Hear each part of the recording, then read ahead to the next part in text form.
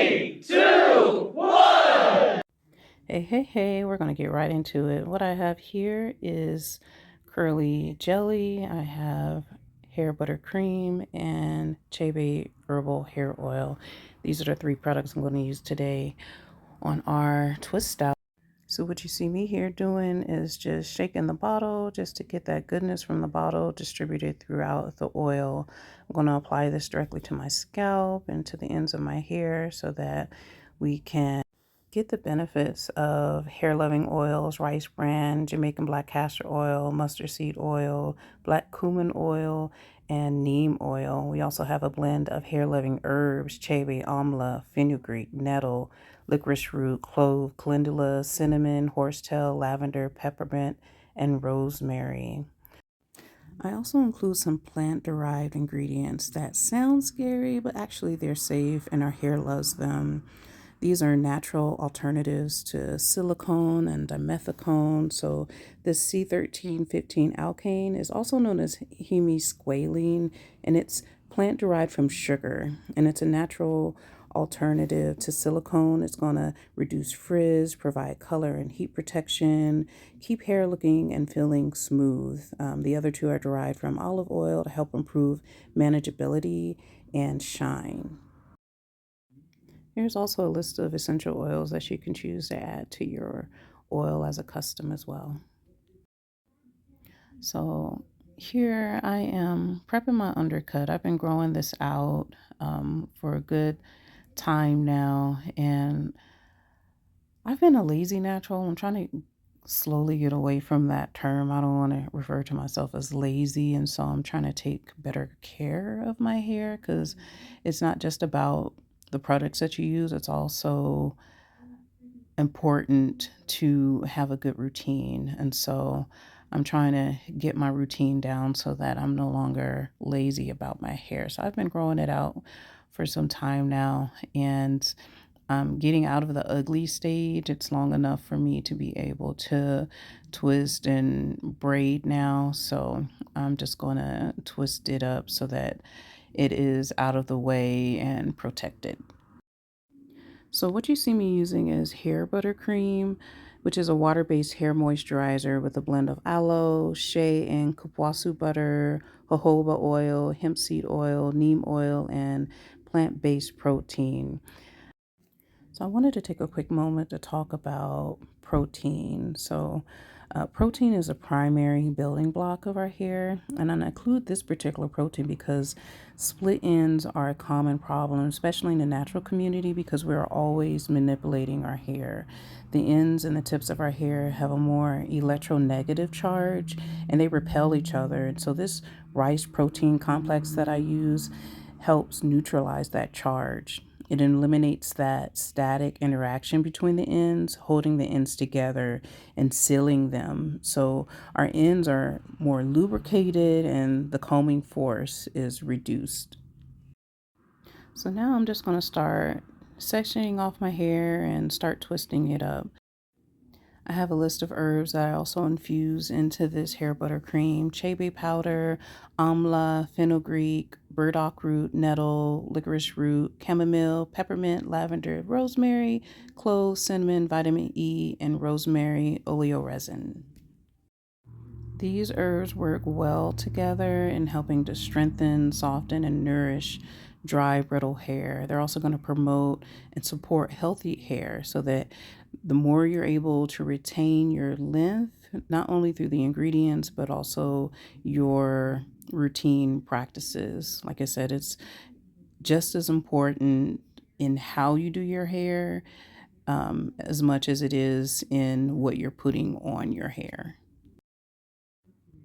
So here I am just separating further into sections, and for some reason I couldn't find not a hair clip in sight, and so I'm just gonna go with it. I am woefully unprepared, but I gotta keep it moving. So I am just going to section off out my bang and then start twisting up each section. I'm going to apply the hair butter cream, and then I'm going to add a little bit of the curly jelly for extra hold and definition. let's talk about this curly jelly. So I've never really been a big fan of gels, just because I didn't like the texture and I also didn't like the ingredients that were in them. So I wouldn't use gels for a very long time, but I decided that I'm going to learn how to make it. So I learned how to make a gel that I actually love. So it's composed of or formulated with distilled water, which I infuse with mbunu leaves, chia seeds, flax seeds, and marshmallow root. I also use aloe vera juice, glycerin, hydroethyl cellulose, which is cellulose, gives it that really thick texture as well. Xanthan gum. I also use protein, rice protein, and vegetable protein. That rice protein is that split in complex that I was talking about before. I also add panthenol, which is vitamin B5, because it helps strengthen your hair as well, and a natural preservative. And so with this gel, it is water activated. So by being water activated, you can use less of the gel because the slip on it is amazing. You will find that a little bit goes a long way. So I encourage you just to play around with it. You know, you can use a little or a lot, just depending on what type of styling needs that you have with your hair. And like I mentioned before, it's formulated with protein complex to help strengthen and nourish your hair. Another reason I didn't really use gels before is because of the flaking that would happen. And I learned that it's all about how you layer your products. So if you use a moisturizer, then a gel, or use your gel first and then your moisturizer. And so I play around a lot with how I layer different products. And for my twist outs, I find that um, sometimes it's better to put the gel on first and then put the moisturizer on, but it also depends on the amounts of product that you use. But here I am just adding my moisturizer first, and then I just add a little bit of gel. And because my hair is still wet, the slip on my hair allows the curls to pop a lot more and or easier, and I don't have to use as much gel, and then I won't get that flaking that will occur after it dries if you use too much gel. And another reason why I decided to add a gel to the natural Urbanity line is because I saw the need in the marketplace. Like, there are too many products out there, especially products claiming to be natural that have ingredients that are just things that we should stay away from. So I thought that I will also mention those things in this video too. Things that you will not find in any of our products, but especially in the gel. So here's what's common in other gels, but what you won't find in ours. So PVP, polyvinyl pyrrolidine. So it is synthetic, it's not plant derived, but it's a stabilizing agent, film former, and emulsifier in cosmetics. But you'll also find it in textiles. You'll find it as an adhesive in other products as well. Carbomer. Carbomer is a synthetic of high molecular weight. It's a polymer of acrylic acid. I'm sure you can think of what we use acrylic acid for, nails. It's used as a thickener, gelling agent, and a most stabilizer. So, acrylic acid is a strong irritant to the skin, the eyes, and the mucous membranes. And so, it's corrosive and flammable. So, that is not something that you want in your gel on your hair. So next up, something you want to think about to avoid is TEA. It's a pH balancer, emulsifier, stabilizer, but it can cause scalp irritation. If contaminated, it can potentially form a substance that's linked to cancer. It also can damage your hair by harming the hair's keratin, which leads to dryness and brittleness, which is the opposite effect that you want in a gel. Another thing you want to stay away from, DMDM hydantoin. It's a preservative that is a formaldehyde donor, meaning it slowly releases small amounts of formaldehyde over time. Formaldehyde is hazardous, just period, hazardous. So another ingredient that is becoming more popular in its awareness is parabens. Parabens are preservatives, they're synthetic. They are known to disrupt your endocrine system, which mimics the hormone estrogen and disrupts your body's hormone systems. And this has been linked to potential impacts on the reproductive health, fertility, and development. And so they're often hidden. In words. So you have to really look out for um, and read labels carefully now because they're often hidden. It'll be like methylparaben or something like that. And so it'll be at the end of the word. And it's usually at the end of the ingredient list as well. So be careful with parabens. I avoid them at all costs. So I have made it to the end of twisting up my hair. Now I'm going to let the twist down and then put a bonnet over it for a few hours and then I'll be ready to go. I just let it air dry. And so here's the results of it air dried. You see some shrinkage there, but those curls still look juicy. I'm going to add some Chebe Herbal Hair Oil.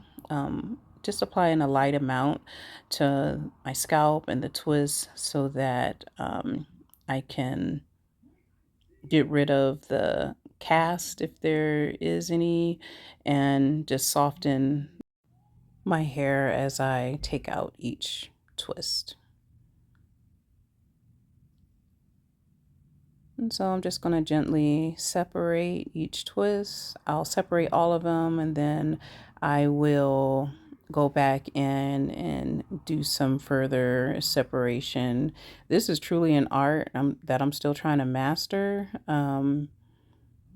Yeah, I try to separate to where there is as much definition as possible, but and less friction. The key is just separating where the hair naturally wants to separate. And so sometimes, we get impatient and we just want to be done, but then the results are not as polished. But with natural hair, sometimes I don't even care about all that. I just natural hair is beautiful anyway, and so I'm learning to also embrace the frizz as it happens. It adds body, it adds volume, but I understand too that sometimes we just want that clean, polished look when it comes to our curls being defined as well.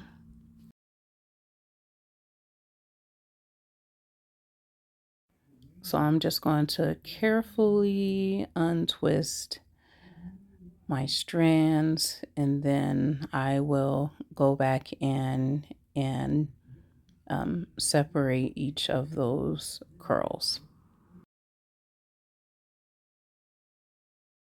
The next step that I'm still learning to master is the fluffing of my hair after each strand is separated. And yeah, the fluffing, yeah, I'm still learning how to have more patience with that process because you know it's already taking a lot of time, and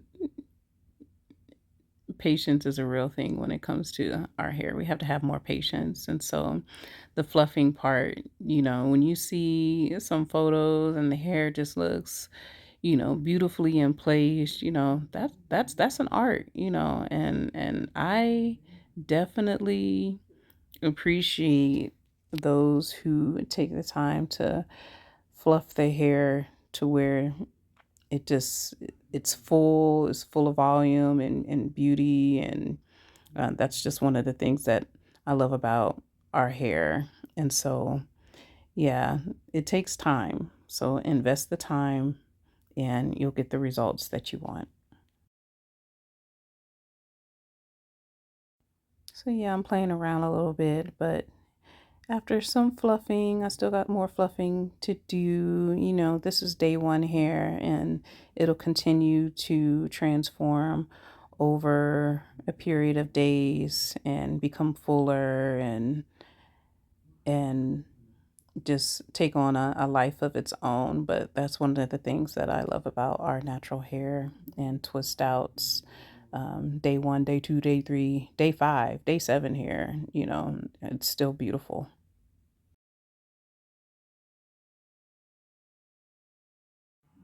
So I'm just going to continue to separate and fluff and shape my hair into um, the style that I'll rock with today.